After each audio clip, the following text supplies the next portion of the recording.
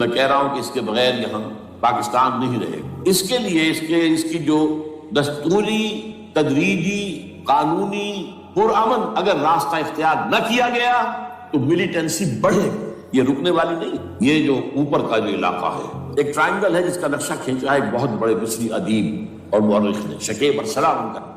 انہوں نے کہا ہے کہ یہ پامیر سطح مرتفع جو ہے، پامیر جسے روف آف دی ورلڈ کہا، اس سے پہاڑوں کے سلسلے نکلتے، کوئی چین کی طرف چلا گیا، کوئی تبت کی طرف چلا گیا، کوئی قراقرم ادھر آ گیا پاکستان کی طرف، ہمالیہ آ گیا پاکستان انڈیا کی طرف، ادھر ہندو کش چلا گیا افغانستان میں۔ یہ سب جیسے کہ ایک جو پہیا ہوتا ہے اس کے جو لگے ہوتے ہیں اسپوکس جنہیں کہتے ہیں۔ اس نے کہا کہ ایک طرف ہمالیہ اور ایک طرف ہندو کش، اس کے درمیان میں جو قوم رہتی ہے، اب نوٹ کر لیجیے، یہ ہمالیہ کا اینڈ جو ہے مغربی، وہ کیا ہے، یہ دریا گلی وغیرہ اسی کا حصہ ہے، اس کے بعد ختم، دریا سندھ بہ رہا ہے، لیکن اوپر جا کر وہ ٹرن دیتا ہے رائٹ کو، تو پھر اب وہ قراقرم اور ہمالیہ کے درمیان جاتا ہے، یہاں تک کہ انڈیا سے جو اس کا داخلے کا راستہ آ جاتا ہے۔ لیکن یہ جو ہے یہ درمیانی راستہ، یہ اصل میں ہندو کش ادھر اور ہمالیہ ادھر، اس کے درمیان جو قوم آباد ہے، اور اس ٹرائنگل کا بیس ہے مالاکنڈ کا پہاڑ، مالاکنڈ، ہمالیہ، ہندو کش۔ اس ٹرائنگل میں جو قوم آباد ہے، شکیب ارسلان کہتا ہے اگر پوری دنیا میں اسلام کی نبضیں ڈوب جائیں تب بھی یہاں کے لوگوں میں اسلام کی نبض، یہ وہ علاقہ جہاں سے پاکستان کے طالبان کا آغاز، جہاں سے پرامن تحریک چلی تھی، اس کا راستہ روک دیا گیا، اب وہ شدت پسندی پر آ گیا، اور یہ شدت پسندی بڑھے گی اگر آپ نے تشدد سے دو، اگر امریکہ کے چمچے بنے رہے، اگر امریکی ایجنڈے ہی کو پورا کرتے رہے اور اپنے لوگوں کو مارتے رہے، تو جواب میں غریق چراغ حقیقت کو گل کیا تم نے تو موج دودھ سے صد آفتاب اٹھ۔ یہ آپ جو آ رہے ہیں، کہاں سے آ رہے ہیں آپ کے خودکش حملہ آور؟ یہ وہی ان لوگوں کے رشتہ دار ہیں جو امریکی بمبارڈمنٹ میں مارے گئے، کتنے ہیں جن کے بچے ختم، بیٹے مر گئے۔ یہ جو ہمارے ہاں ایک کمانڈوز کے کیمپ کے اوپر جو حملہ ہوا تھا اور خودکش بمبار، جس سے کہ شاید 18-19 بہترین آپ کے کمانڈوز ختم ہوئے تھے، وہ کون تھا؟ وہ خود کمانڈو تھا، اندر کوئی اور تو جا ہی نہیں سکتا تھا، یہ کمانڈوز کا کیمپ تھا، اور اس کے میس میں لوگ کوئی جا سکے، وہ خود کمانڈو تھا۔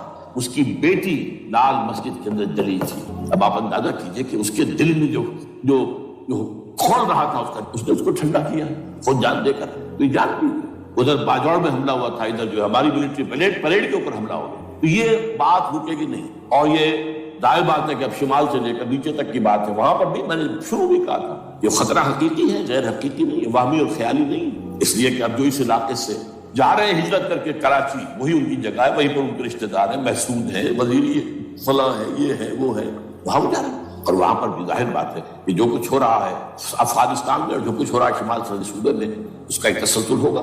میں یہاں یہ عرض کر دوں آپ سے کہ تقریباً 4 سال قبل، بلکہ 4.5 سال، میں انتہائی مایوسی کو پہنچوں کہ پاکستان کا وجود باقی رہے گا۔ میں نے یہی تقریر کی ہے 29 فروری سن 2004، اس لیے پاکستان جواز کھو چکا، یہ اسلام کے نام پر تھا، پھر اسلام، جو اسلام یہاں وہ بھارت میں بھی ہے، وہ تو امریکہ میں بھی ہے، وہ کہاں ہے اسلام کا سیاسی نظام، اسلام کا تعزیراتی نظام، اسلام کا کرمنل لا، اسلام کا سول لا، اسلام کے فیملی لاز کہاں بنائے تھے اس شخص نے جو فیلڈ مارشل بنا تھا، خود ساختہ، جو اس نے قوانین بنائے تھے؟ تمام علماء نے کہا تھا، تمام مکتبہ فکر کہ غلط ہے، تحریک کوئی نہیں اٹھائی، یہ ان کی غلطی تھی، کوتاہی تھی، جمہوریت کی تحریک میں شامل ہو گئے، اس پر کوئی تحریک نہیں تھی۔ بہرحال وہ نظام کہاں ہے؟ وہ نظام تو قائم نہیں کیا، اس حوالے سے یہ اپنا جواز کھو چکے۔ نو ریشنل ہے، ریزون دیت جسے کہتے ہیں فرینچ کے اندر، ریزون دیت کسی چیز کی ریزن، ریشنل آف ایگزسٹنس نہیں۔ اس کے بعد یہ کہ پچھلے سال سے کچھ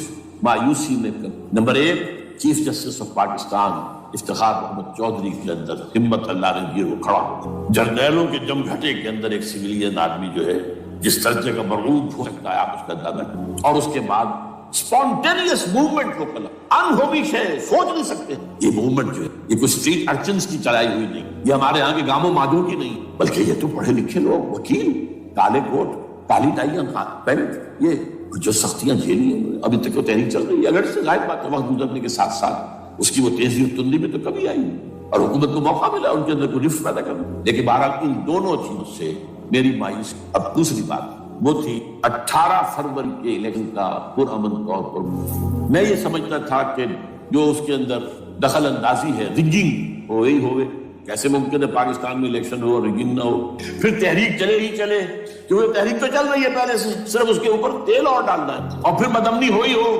اور پھر دونوں طرف گدھ بیٹھے ہوئے. The NATO forces in the west, Indian forces, they will march into Pakistan. اور پاکستان کے ایٹمی دانت توڑ کر Pakistan will be put at the mercy of India, Bharat. Now do whatever you like. Condoleezza Rice کا میں آپ کو بیان سنا چکا ہوں. پاکستان کے مستقبل کا فیصلہ امریکہ اور بھارت نے کرنا. بہرحال اب تیسری جو امید ہوئی ہے کہ کل پرسوں میں جو کولیشن جو ہے یہ ناکام ہوتی نظر آ رہی، لیکن یہ کہ صدر کے مواخذے پر یا صدر کے خلاف جو ایک کارروائی ہو رہی، اللہ کرے کہ وہ بھی ہو جائے، یا اس سے بھی بہتر ہے کہ وہ خود ہی استعفیٰ دے کر دفع ہو جائے. بہرحال یہ کہ اس سے بھی ایک پہلو جو ہے پیدا ہوتا ہے. اب یہاں اسلامائزیشن کا پرامن تدریجی اور اسلام اور دستوری اور قانونی طریقہ کیا ہے؟ وہ طریقہ کیا ہے؟ 1949 اور 50 میں جو عمل شروع ہوا تھا، جو اس کے بعد سے آج تک جو ہے ختم ہو گیا، اس کو اثر دور شروع دور پیچھے کی طرف گردش ایام. 49 میں کیا ہوا تھا؟ قرارداد مقاصد. وہ گویا کہ پاکستان میں نظام خلافت کی جڑ تھی جو رکھ دی گئی تھی کہ sovereignty belongs to Allah and whatever authority we have it's a sacred امانت. یہ تو اصل استعمال کی جائے گی یہ قوت کتاب و سنت کے دائرے کے اندر.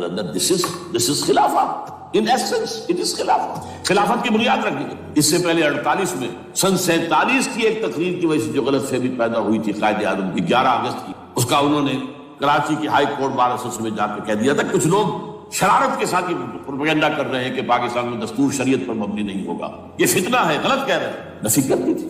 اب یہ دوسری بات ہے کہ اندھوں کے اندھے جو ہیں وہ اس 11 اگست کی تقریر کو لیے پھرتے ہیں اس کے ایک جملے کو، اور یہ اتنی کھلی بات جو کی شریعت کا لفظ، شریعت پاکستان کا دستور جو سمجھتا ہے کہ شریعت پر نہیں مبنی ہوگا وہ غلط کہتا ہے، وہ شریر ہے، شرارت پیدا کر رہا ہے. یہ قائد اعظم کے الفاظ. بہرحال اس کے بعد ایک عمل کیا ہوا تھا سن 50 میں، یہاں کے سیکولر عناصر نے ایک بڑا شور مچایا، کس کا اسلام لاؤ گے؟ شیعہ کا، سنی کا، دیوبندی کا، بریلوی کا، وہابی کا، کس کا اسلام؟ اللہ تعالیٰ غریق رحمت کرے ان بزرگوں کو. پاکستان کے تمام مذہبی مکاتب فکر کی ٹاپ کی قیادت جمع ہوئے کرا، شیعہ، اہل حدیث بھی، بریلوی بھی، دیوبندی بھی، 31 علماء، جماعت اسلامی بھی، مولانا مودودی بھی اس میں. انہوں نے 22 پرنسپلز ایگریڈ اپون دستور بنانے کے لیے 22 پرنسپلز ہیں، حاضر بناؤ دستور. اب کوئی دلیل نہیں. تمام مکاتب فکر. بعد میں ہوا کیا ہے، اس میں کس کا کتنا رول ہے، یہ بڑی درد بھری داستان ہے، میں اس وجہ کو چھیڑنا نہیں چاہتا. حاصل کیا ہے، وہاں سے ہمارا پروسیس ڈیریل ہوا، کچھ اپنوں کے کیے، کچھ بیرونی دباؤ. قرارداد مقاصد کی سزا دی گئی لیاقت علی خان کو، تم نے پاس کرائی ہے. اسے ایسے قتل کیا گیا کہ سوراخ اپنی گرا دیا.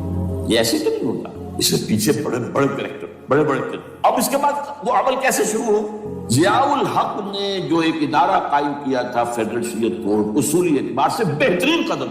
وہ کیا تھا؟ یہ شریعت کورٹ ہے، اس میں کوئی شخص لائے پیٹیشن کہ پاکستان کا فلاں قانون جو ہے میں ثابت کرتا ہوں کتاب و سنت کے منافی ہے، یا کورٹ سو موٹے لے لے کسی بھی معاملے کو، ایگزسٹنگ جو قوانین ہیں ان پہ جائزہ لے کہ اس میں یہ پورا قانون یا اس کی یہ شک جو ہے یہ خلاف شک. اس پر آرگومنٹ دونوں طرف کے دلائل ہوں، علماء بھی آئیں، وکلاء بھی آئیں، بحث کریں. شریعت کورٹ کا تو میدان ہوتا کھلا.